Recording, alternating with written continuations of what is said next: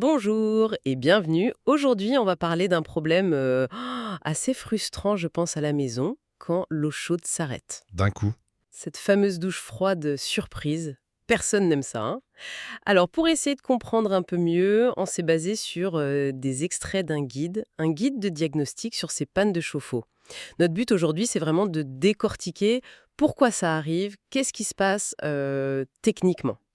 Alors, voyons ensemble ce qui peut causer cette interruption brutale. Logiquement, la première chose à regarder, d'après nos sources, surtout si on a un chauffe-eau électrique, c'est le courant. Ça paraît évident, mais bon, est-ce que c'est une coupure générale ou alors c'est juste chez soi au tableau? Le guide dit, premier réflexe, tableau électrique. Est-ce que le disjoncteur du chauffe-eau a sauté? Et il y a un cas précis, si on essaye de le remettre et qu'il saute tout de suite à nouveau. Le disjoncteur saute systématiquement dès qu'on le réenclenche, nos informations sont claires là-dessus. Ça sent le court-circuit dans l'appareil. Et là, attention. Le conseil, c'est vraiment, on n'insiste pas. On arrête tout et on appelle un plombier qualifié, un électricien, enfin un pro. C'est une question de sécurité avant tout. D'accord. Donc, piste numéro 1, l'électricité. Vérifier. Si ce n'est pas ça, ou si c'est ça mais que ça demande un pro, où est-ce qu'on regarde ensuite? Ah, la pression d'eau. Exact. Surtout pertinent pour les chauffe-eau dits instantanés. Ceux qui n'ont pas de ballon, c'est ça. Ils chauffent à la demande. Précisément.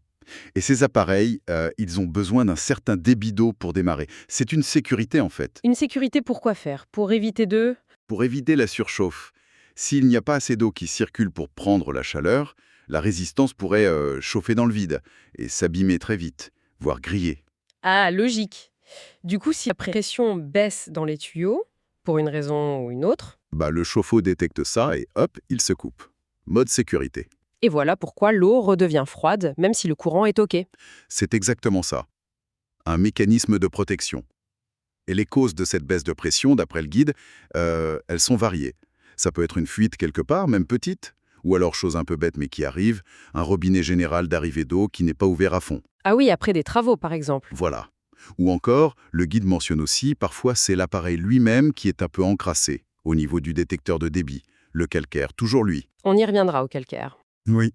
Et donc, pour trouver la cause exacte de cette baisse de pression, souvent il faut l'œil d'un professionnel pour pas chercher des heures. Justement, le calcaire, Hmm. le tartre, nos sources en parlent comme d'un ennemi qui avance masqué, surtout pour les cumulus, les ballons d'eau chaude. Oui, c'est ça. Le guide explique que c'est lent, mais redoutable. Le calcaire de l'eau, les sédiments, tout ça, ça se dépose au fond de la cuve, année après année. Une couche qui s'épaissit.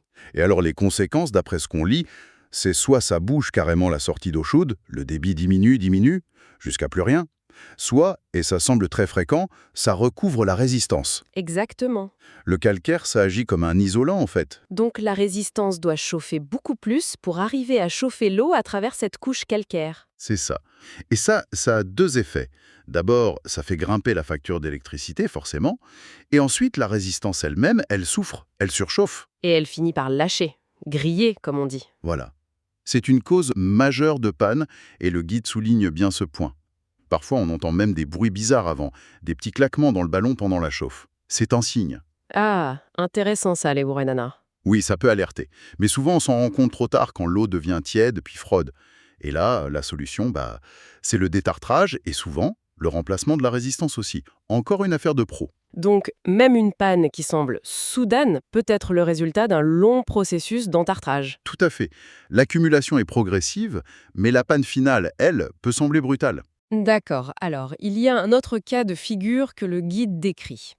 L'eau est chaude au début, on prend sa douche tranquillement, et puis, au bout de quelques minutes, plouf, froid.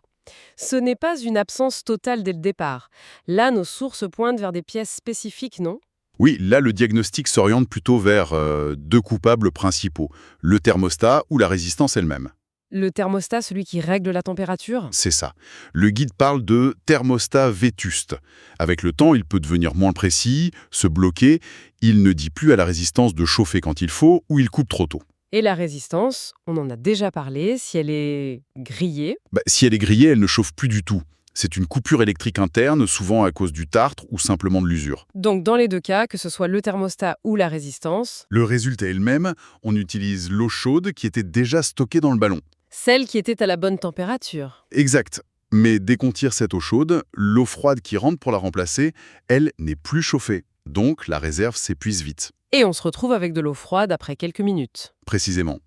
Et là encore, le guide est clair, il faut remplacer la pièce défectueuse, thermostat ou résistance. Et comme ça touche à l'électricité et à l'eau, On appelle un professionnel. ça devient une habitude. Disons que pour ces composants internes, c'est plus sûr. Oui. Bien. On a vu l'électricité, la pression, le tartre, les composants thermostat résistance. Il reste une dernière grande catégorie de causes possibles, d'après nos lectures, le système de sécurité de l'appareil. Ah oui, le groupe de sécurité. Très important. Le guide insiste sur son rôle. Il est là pour protéger. Contre quoi exactement? Principalement contre deux choses. La surchauffe, si l'eau devient anormalement chaude, et la surpression. La surpression, c'est-à-dire? Quand l'eau chauffe dans un ballon fermé, elle se dilate. Ça fait monter la pression à l'intérieur. C'est normal jusqu'à un certain point. Mais si la pression devient trop forte, Ça pourrait être dangereux? Faire exploser le ballon? dans des cas extrêmes, oui, c'est un risque. Ou endommager l'installation. Le groupe de sécurité est là pour éviter ça. Il contient une soupape qui s'ouvre et laisse échapper un peu d'eau si la pression ou la température dépasse un seuil critique. D'accord. Et quand cette soupape s'active, ça coupe l'eau chaude? Non. En évacuant de l'eau, ça fait baisser la pression ou la température et ça peut effectivement interrompre le cycle normal, voire entraîner une mise en sécurité générale. Le guide dit que l'effet immédiat peut être un arrêt de la production d'eau chaude.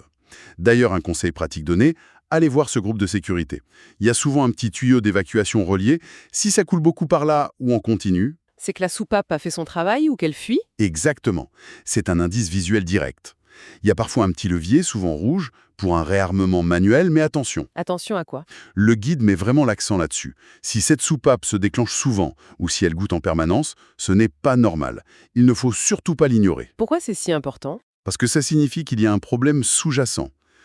Soit la pression du réseau d'eau est trop forte, soit le thermostat déraille et fait surchauffer l'eau, soit le groupe de sécurité lui-même est défectueux ou entartré.